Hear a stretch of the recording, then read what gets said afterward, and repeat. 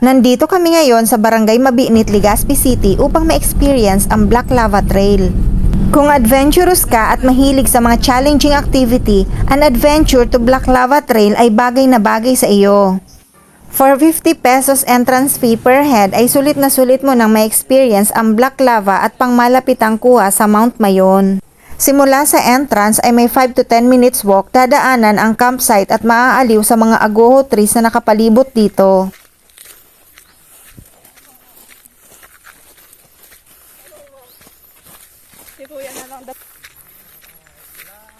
Ito na ang simula ng pag-akyat. Advisable dito na kung hindi man nakapang-hiking na outfit, at least naka-rubber shoes dahil matalas ang mga bato. Matalas, matarik at madulas ang paakyat, hindi naman masyadong mahirap dahil may mga nabuo ng tapakan.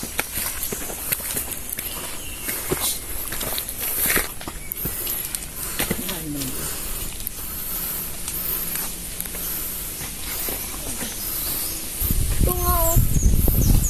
Charcoal.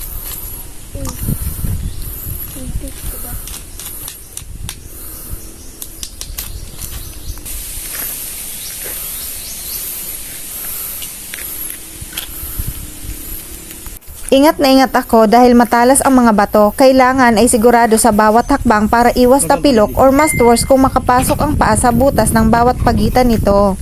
Hindi ramdam ang init dahil sa malamig na simoy ng hangin ang sumasalubong. Habang paakyat ay mas lalong lumalakas ang hangin.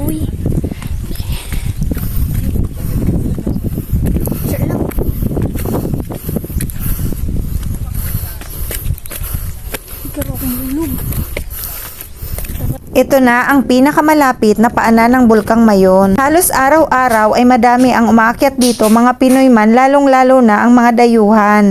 Kaya hindi nakakatakot ang pumunta dito dahil sa madami na ang makakasabay paakyat. Favorite spot na nga ito ng mga photographer.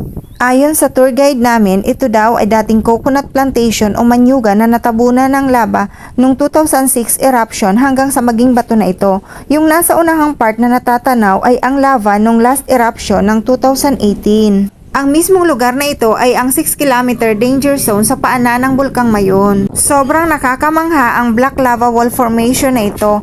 Katapat nito ay ang overlooking ng Legazpi City, Misibis, Albay Golf at Liñon Hill.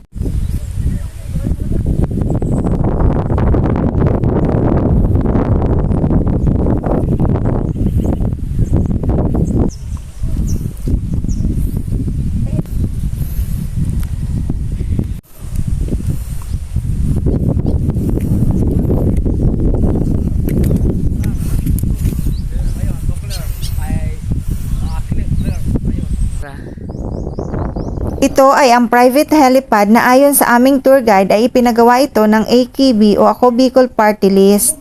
Hindi na ako masyadong naglibot dahil nakakahiya naman nagkataon na may wedding pictorial.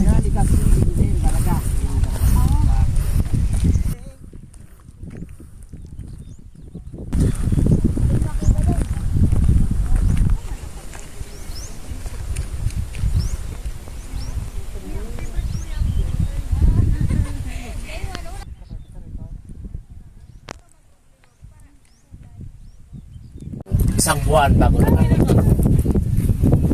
kapag Galing sa taas. opo, dandan Yung tumigas na yung lava.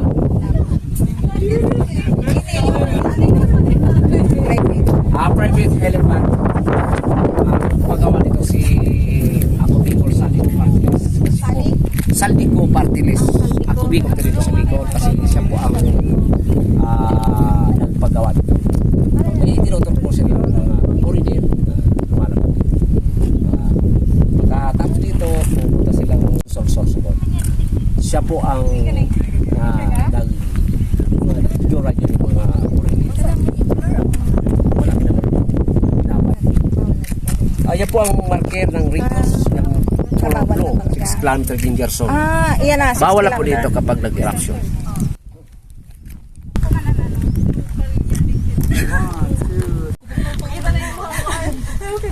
Kita akong pimples. Ay, sa grabe sa Para sa akin, pinakamagandang oras ng pagpunta dito ay early in the morning or late in the afternoon. Saktong-sakto nga dahil mga 4 o'clock PM na kami na makarating dito at swerte din na sobrang ganda ng panahon at hindi nagtatago sa ulap si Daragang Magayon.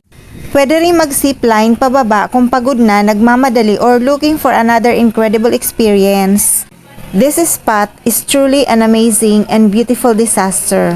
Sa buhay natin, sa disaster na ito, kung kaya tayo ay sumasabak, humaharap sa mga disaster din na gustong sumira ng ating buhay. Sa mga disaster na ito, nababago at naayos natin ang mga bagay na mali sa atin.